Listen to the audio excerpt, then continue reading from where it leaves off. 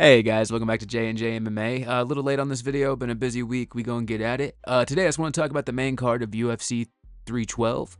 To be real with you guys, this card was an okay card. I mean, most people in the community really didn't have that high of expectations for it, but it was interesting, especially when we get to the main card.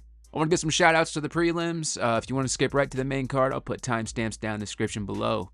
Our first shot of the night goes to Quinlan Sakid, I believe you say his name. He knocked out Anush Jabuli. I don't know how to say his fucking name, guys, but he fucking KO'd this dude 19 seconds. I'm not going to lie to you. It probably was an early stoppage, but dude, he hit that motherfucker flush, and his head, the way his head bounced off the canvas, I was glad the ref called it, just because, dude, I don't know. And also the way he shot for his leg after, I don't know. There's been a lot of times I've seen people get knocked out and end up shooting on the referee and stuff. And don't get me wrong, I think he was trying to go in for the shot before the ref officially halted him.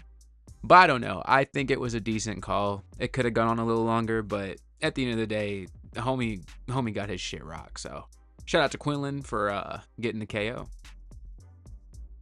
Next shot of the night, guys, goes to Gabriel Santos. He ended up getting the submission over Jack Jenkins in round 3. Round 1, I was kind of giving it to Jack because, I mean, Gabriel kind of came back towards the end of the round. But round 2, round 3 was all him, dude. Santos was just fucking up Jack Jenkins. Basically took his back, fought him for about a minute, got him on the ground, and then eventually just fucking locked that shit in, locked in a rear naked choke, and got the sub. So congrats to him. It was a really fun fight between the two. And we're about to move on to the main card. Moving on to the main card, guys, it was Jake Matthews versus Francisco Prado. Now, Jake Matthews ended up winning via decision. I thought he basically outclassed Francisco all 3 rounds. He was just going to show his experience. I believe he's 15 years older than Francisco, so been in the game much longer, but he still had the speed advantage. And I still think Francisco still has time to grow, but I definitely think he was faring better at lightweight before he moved up to welterweight. But Jake Matthews basically has had an answer for everything he did, just about. So congrats to Jake Matthews on the unanimous decision right there. This next fight, though, guys, I kind of have a problem with this. So it was Jimmy Crute versus Rodolfo Bellato. Now, it ended up becoming a majority draw.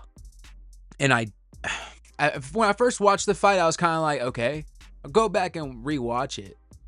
And I don't understand how people gave Bellato round 2. Jimmy Crute landed way more significant strikes. He was I feel like he was doing more body shots, especially more fucking headshots.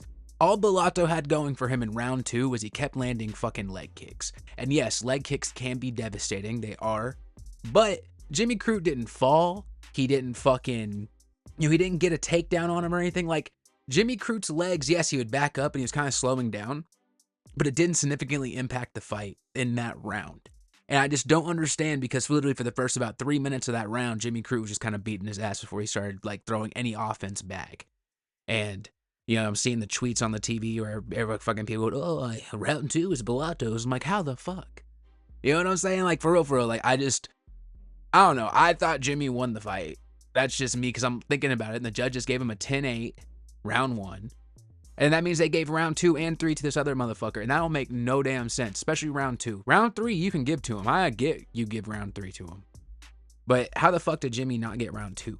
That's what I'm failing to understand. And it just seems like the commentators and everybody, anytime Bellato did anything, they just kept fucking glazing the motherfucker. And it's like, he landed 20 strikes to like 60, and you're over here going, oh, it's Bellato's round. And shit like that. You know, I could be wrong with the numbers, but still, like, Jimmy seemed to be the more active fighter throughout the whole fight. He was putting on more damage, especially, I'm talking about round 2 specifically, because round 3 he did slow down, and I will give homeboy round 3. Jimmy did not win that one, but round 2, goddamn, bro, like, he was putting the gas on. He was fucking up homie's face. What more do you want to win a round? You know what I'm saying? I don't know. I could be wrong. I don't know. But we're going to move on to the next fight, guys. Next fight, it was Justin Tafa versus Tallison Teixeira, who I believe was making his UFC debut. This dude's a fucking giant. I believe he's 6'7". He came in and knocked Tafa out in 35 seconds, and shit was kind of fucked up, but beautiful to see at the same time. Congratulations to him. I really don't know more to say. The Tafas either knock people out or get knocked the fuck out, so that's usually the outcome of the fight. So congratulations to him on that. Now, guys, we get to the co-main event. I really want to talk about this. It was Zhang Weili versus Tatiana Suarez.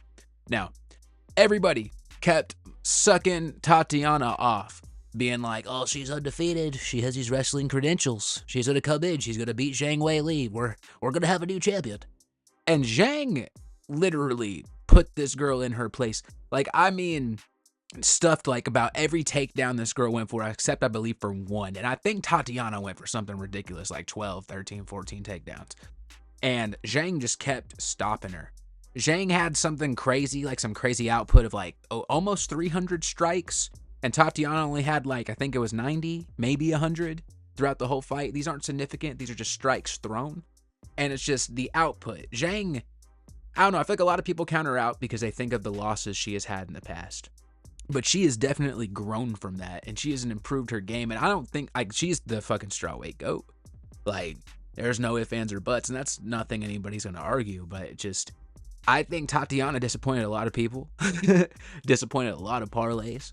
Because I just don't get why she was the betting favorite. And I just kept seeing everybody everywhere, man. And, you know, people forget me. And you can't count out Zhang Wei fucking Li. So I'm really glad she ended up getting the decision over 25 minutes.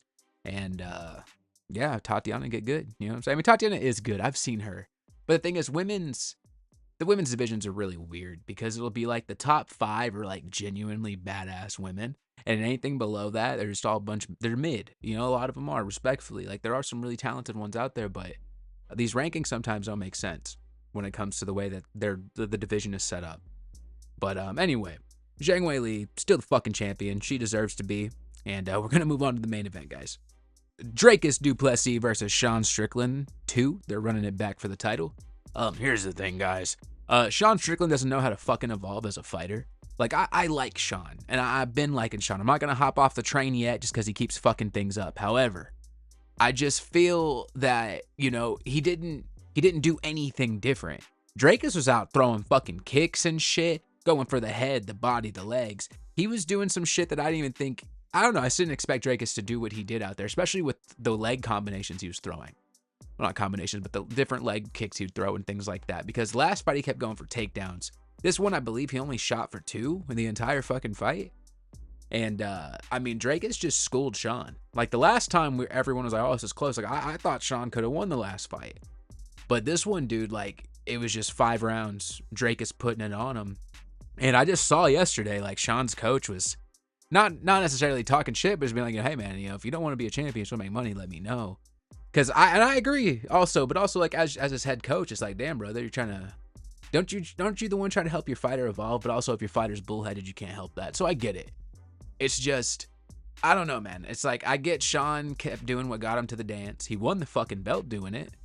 But you got to understand, especially when someone's already beaten you previously, you need to bring something new to the table. And Dricus did that. Dricus brought a lot of new shit to the fucking table. And I ultimately feel like that's why Sean lost. He just didn't evolve. He just stayed the same. And ultimately, I feel like if that's the way it's going to be, yeah, Sean probably going to stick around in the top 5, top 10, but definitely not like in the top 3 like he has been in the division for the last like 1-2 years, you know? And now with Izzy losing and Hamzat just illuminating the fucking background, you know, the division looks very, it's kind of all up in the air at the moment. So I'm kind of interested to see where things go. But, you know, congratulations to Dricus. This fight was actually on my birthday, so I got a mid-UFC card for my birthday, but I'm still very appreciative. I still enjoyed the night. It was a fun night. But let me know what you guys thought of the fights down in the comments, especially the Sean Strickland performance and Zhang Weili. Those two were honestly the highlights of the night for me, obviously. 2 title fights. But yeah, we'll catch you guys in the next video. Y'all have a good one.